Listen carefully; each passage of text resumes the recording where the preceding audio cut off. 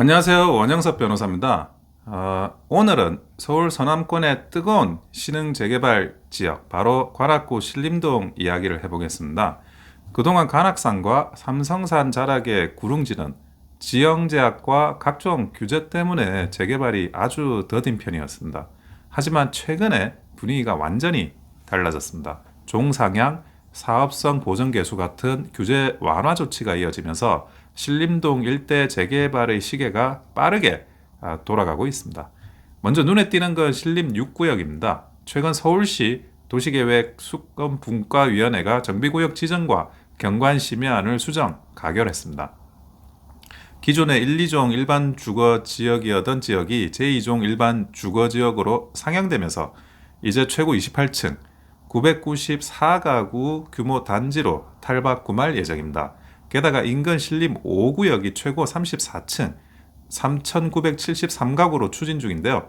서울시는 두 구역을 하나의 개발권역으로 묶어서 보행축과 녹지 공간을 연계하는 5,000가구 숲세권 단지로 꾸미겠다는 계획입니다. 특히 이 일대는 신림역, 2호선 신림선과 가깝고 신림초등학교와 서원역도 인접해 있어서 입지 경쟁력이 뛰어나다는 평가가 나옵니다. 그리고 같은 시기 신림 8구역 역시 정비구역으로 지정이 됐습니다. 이곳은 최고 33층, 2257가구 규모로 조성될 예정이고요. 무려 12년 만에 재정비가 본 궤도로 오른 지역입니다.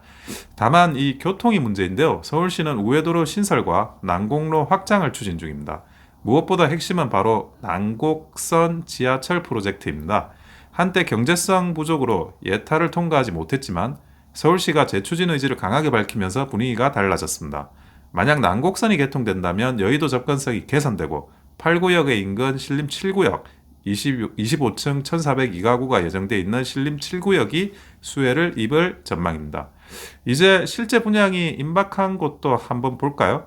신림 2구역은 올해 상반기 분양을 앞두고 있습니다. 28층 1487가구 규모로 롯데건설과 대우건설이 시공을 맡게 됩니다. 일반 분양 가구만 548가구가 예상되는데요. 공급 부족이 심한 만큼 분양 시점에 뜨거운 관심이 예상되고 있습니다. 지난해 이미 준공한 신림 3구역 서울대 벤처타운역 프로지오는 전용 59제곱미터가 약 8억 9천만 원에 거래되고 있습니다.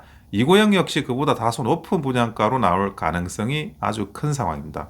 그리고 이 일대 최대 규모 신림 1구역 29층 4185가구도 작년 사업시행 인가를 통과하면서 속도를 내고 있습니다. GS건설, DLENC, 현대엔지니어 등 대형 건설사들이 컨소시엄을 꾸려서 시공을 맡을 예정이고 이르면 올해 하반기 분양 가능성도 점쳐집니다. 서울에 있는 그런 아파트들이 공급 부족을 극심하게 겪고 있는데 아주 좋은 기회가 될 수가 있다는 점을 말씀드립니다. 아직 초기 단계지만 잠재력이 큰 곳도 있습니다. 신림 4구역에 그리고 신림 10구역은 최근 신속 통합기획 후보지로 선정이 됐습니다. 또 모아타운 사업도 활발합니다.